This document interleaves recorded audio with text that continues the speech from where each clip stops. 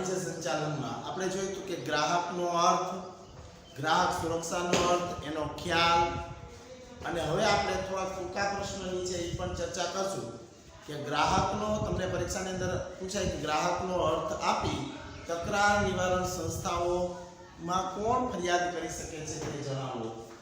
તો અહીંયા આપણે લખી શકીએ કે તકરાર નિવારણ સંસ્થામાં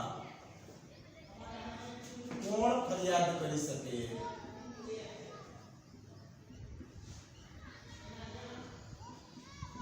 પહેલા આપણે ગ્રાહકનો અર્થ અને ગ્રાહક સુરક્ષાનો અર્થ વિશે વાત કરીએ કે ગ્રાહક એટલે કોણ, તો કે એવી વ્યક્તિ કે જે અવેજના બદલામાં ચીજવસ્તુ કે સેવાઓ મેળવે છે તેમજ જેના માટે અવેજ ચૂકવાયું હોય તેવું વચન આપે અથવા અવેજ પૂરેપૂરું કે અંશતઃ એટલે થોડુંક ચૂકવાયું હોય અને અંશતઃ ભવિષ્યમાં ચૂકવવાનું હોય તો તેને ગ્રાહક તરીકે ઓળખવામાં આવે છે.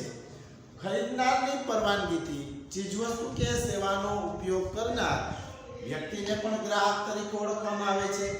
પરવાનગી એટલે મંજૂરી મેળવી હોય તેને, પરંતુ વ્યાપારથી થતું નુકસાન કે પુનઃ વેચાણ માટે ખરીદનાર વ્યક્તિને ગ્રાહક તરીકે ઓળખવામાં આવતો નથી. ઘણી વખત આપણે કોઈ વસ્તુ બદલાવા જઈએ છીએ, મને વસ્તુ ગમતી નથી તો ત્યારે હું ગ્રાહક બનતો નથી. એકવાર વસ્તુ ખરીદી ત્યારે જ હું ગ્રાહક છું, બીજી વાર પુનઃ વેચાણ થાય, ફરીથી અદલા બદલી થાય તો ત્યારે મને ગ્રાહક કહી શકાય નહીં. હવે કોણ વ્યક્તિ ક્યાં ફરિયાદ કરી શકે તકરાર નિવારણ સંસ્થામાં, તો કે આવો ફરિયાદ કોણ કરી શકે, તો પહેલા તો છે પોતે ગ્રાહક જ કરી શકે છે, ગ્રાહક પોતે. ત્યાર પછી સરકારી સંસ્થાઓ, ગ્રાહક મંડળ, રજિસ્ટર્ડ મંડળ, સહકારી સંસ્થાઓ,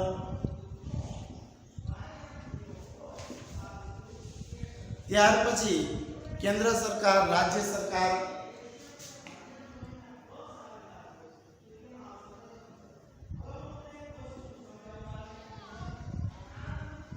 આ બધા જ છે તકરાર નિવારણ સંસ્થામાં ફરિયાદ કરી શકે છે.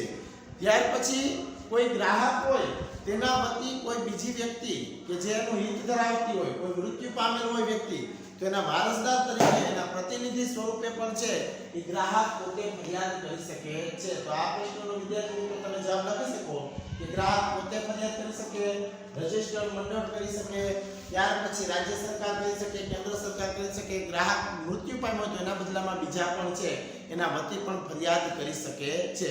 પછી ગ્રાહકો ના કયા પ્રકારની રાહતો ગ્રાહક સુરક્ષાના કાયદા મુજબ મળી શકે છે. એક પ્રશ્ન આ છે, ગ્રાહકોને કાયદા મુજબ કેવી રાહતો મળે છે.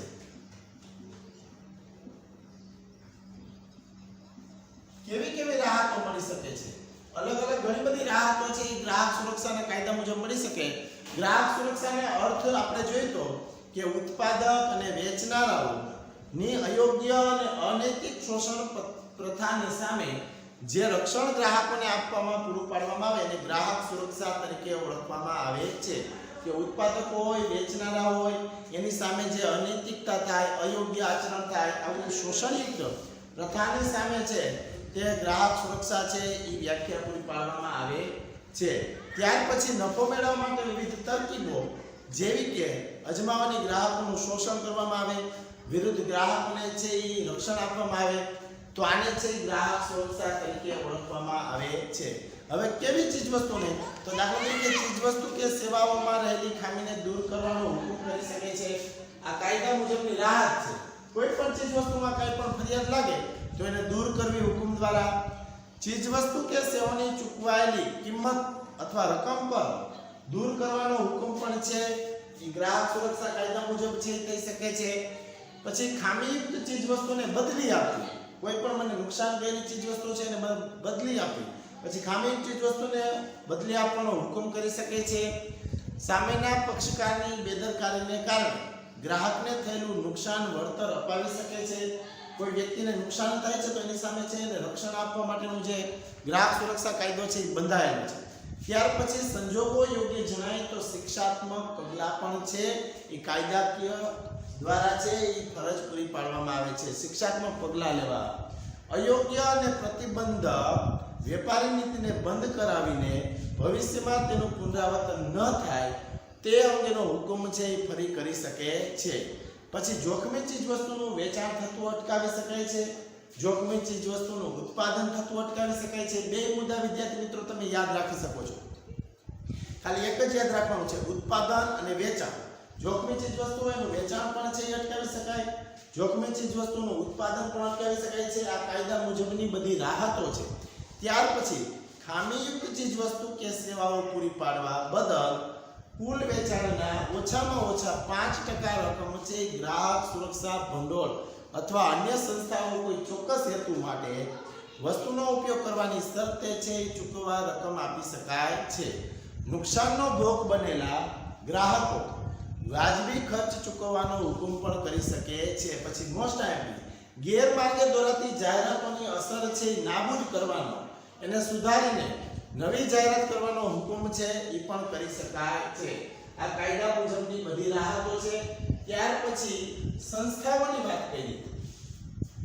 ગ્રાહકના હિતની જાળવણી અને રક્ષણ માટે કાર્ય કરતા ગ્રાહક સંગઠનો અને બિન સંસ્થાની કામગીરીની માહિતી ગ્રાહક સુરક્ષા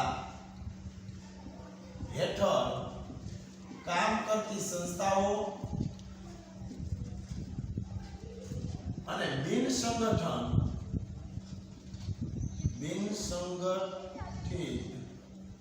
વ્યક્તિની માહિતી.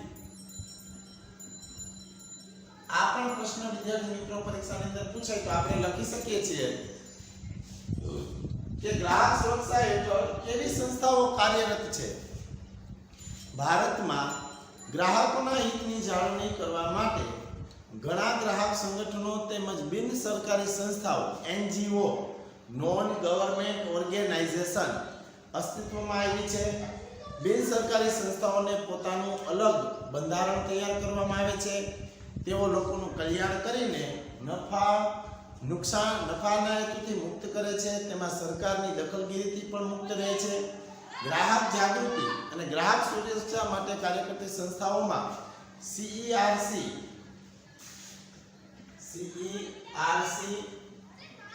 ત્યાર પછી CPC, ત્યાર પછી વોઇસની વાત કરી છે કે VOICE, ત્યાર પછી CGSI,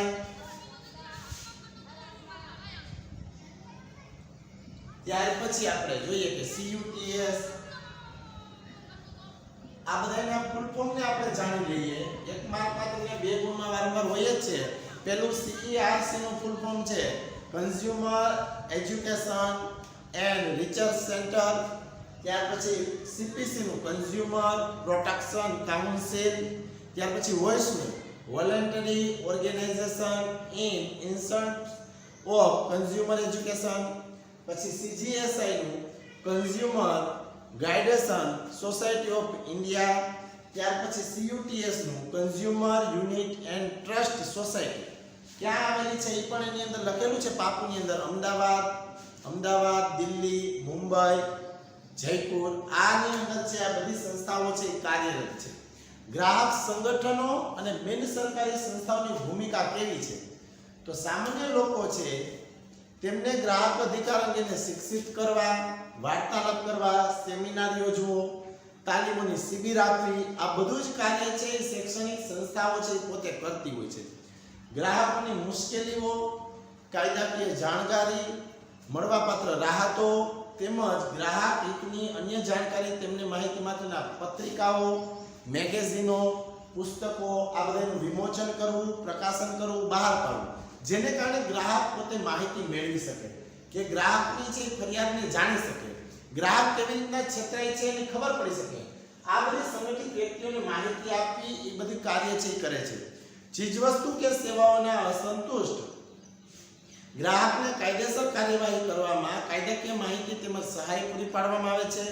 બજારમાં ઉપલબ્ધ હોય અને એકબીજા સાથે હરીફાઈ કરતી હોય તેવી બ્રાન્ડની ગુણોની તુલના અધિકૃત પ્રયોગશાળામાં પરીક્ષણ કરીને તેના પરિણામોને ગ્રાહકની જાણકારી ફેલાવે છે.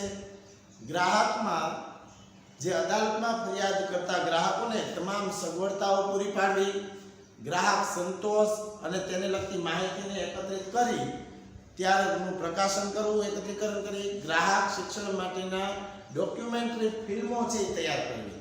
આ બધું જ છે તે ગ્રાહક સંગઠન અને બિન સરકારી સંસ્થાઓ છે એની માહિતી આપતી હોય છે. આ સંગઠનો અને બિન સરકારી સંસ્થાઓની ભૂમિકા આવા પ્રકારની હોય છે. જે સગવડતાઓ છે એ કેવી છે તે પણ છે ગ્રાહકને કરવી જરૂરી છે. તો વિદ્યાર્થી મિત્રો આ 3 પ્રશ્ન બોર્ડની અંદર પૂછાય તો આપણે બે ગુણની અંદર આપણે યાદ રાખી શકીએ છીએ કે તકરાર નિવારણ સંસ્થામાં કોણ કોણ ફરિયાદ કરી શકે છે. તો ગ્રાહક પોતે, રજિસ્ટર્ડ મંડળ, સહકારી સંસ્થાઓ, રાજ્ય સરકાર, કેન્દ્ર સરકાર. ગ્રાહકના કાયદા મુજબની કેવી જરૂરિયાતો રાહતો ઉપલબ્ધ છે તો કે ભાઈ ખામીને દૂર કરવી, ત્યાર પછી ચૂકવાયેલી રકમને પરત કરવી, પછી જે અયોગ્ય ચીજ વસ્તુઓ છે એનું ઉત્પાદન અથવા વેચાણ છે, જોખમી ચીજ વસ્તુઓનું અટકાવવું, ઉત્પાદન અને વેચાણને યાદ રાખવાનું છે. સામેના પક્ષકારોની બેદરકારીને કારણે ગ્રાહકને થયેલું નુકસાન હોય તો તેનું વળતર આપવું, ખામી ચીજ વસ્તુઓને બદલીને નવી ખામી ચીજ વસ્તુઓ આપવાની છે. પછી નુકસાનનો ભોગ બનેલા જે વ્યક્તિઓ છે એને વ્યાજબી ખર્ચ છે એ આપી અને એને દૂર કરવો. પછી જાહેરાત, ગેરમાર્ગે દોરાતી જાહેરાતની અસર નાબૂદ કરવા સુધીની નવી જાહેરાત કરવાનો હુકમ પણ છે એ કરી શકાય છે.